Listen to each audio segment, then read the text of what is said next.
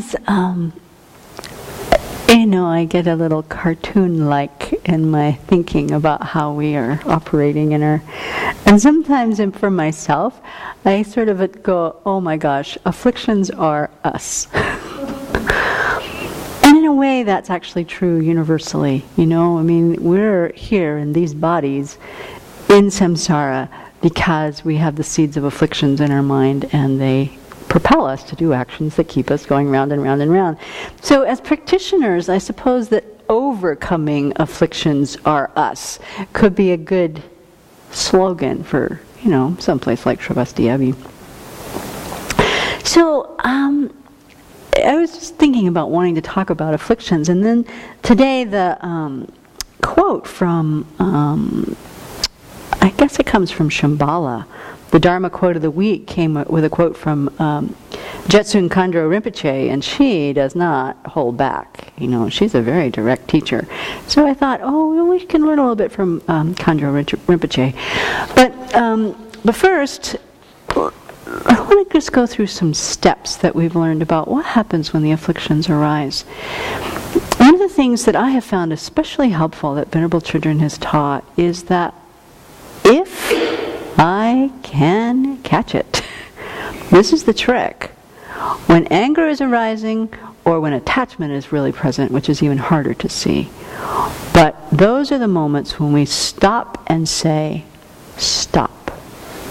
I am not seeing reality correctly.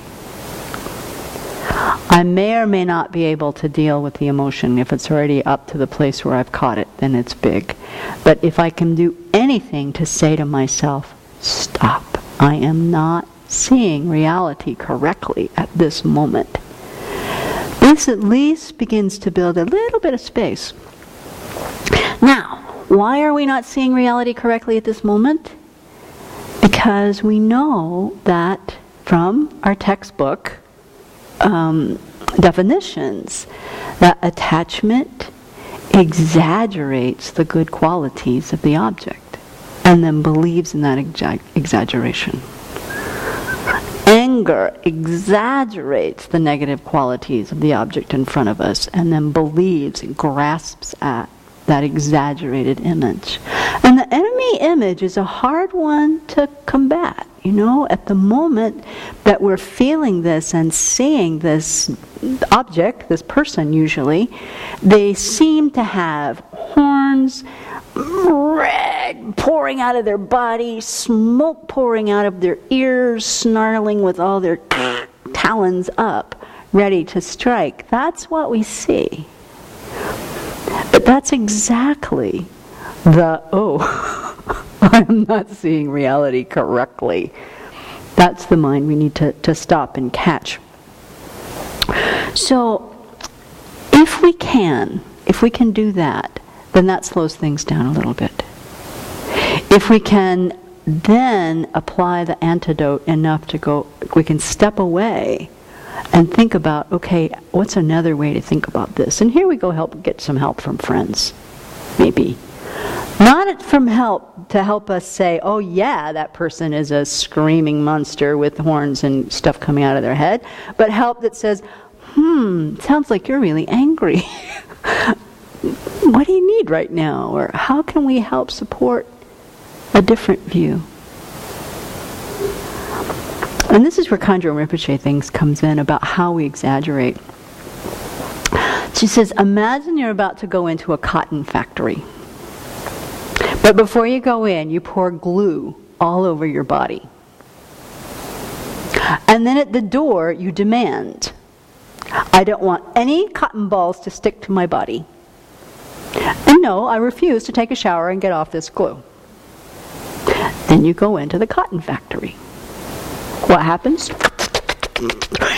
You're completely covered with cotton. That's what we do. The glue, she says, is our fabrication. And so we walk into it, all kinds of situations, perfectly, a cotton factory, that's about as unthreatening as you can get, unless you have glue all over your body. And so any person, any situation can be our cotton factory. And the glue that sticks it all over us is our capacity to fabricate. Our inappropriate attention that exaggerates the qualities in front of us, and then we hang on and we can't really let it go. We need a good shower. Well, one good shower is to stop and actually start the Vajrasattva mantra. I was just watching Zopa's presentation of this, and the mantra is mind protection. Oh, I am not seeing reality correctly. Om Vajrasattva Samaya Manapalaya clears the mind. That can be really helpful.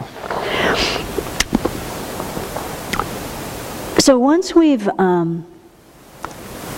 recognized that it's our glue that's creating the situation, we may not understand it. That's okay.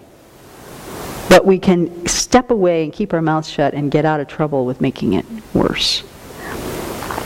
And then we also have to come to a place where we're looking in a mirror and go, okay, if this enemy image is a product of my own exaggeration, then the anger is my problem, not theirs.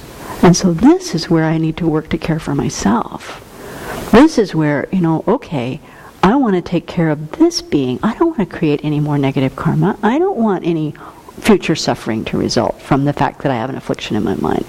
What can I do to take care of this?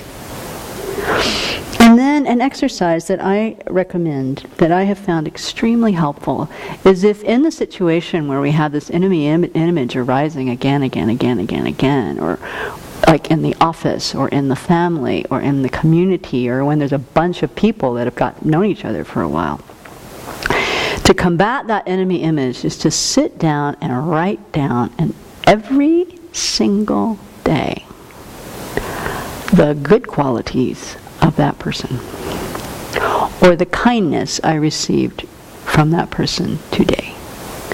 That may be very hard to find, but if they did no more than, wash the dishes today, that's a kindness. I didn't have to do it.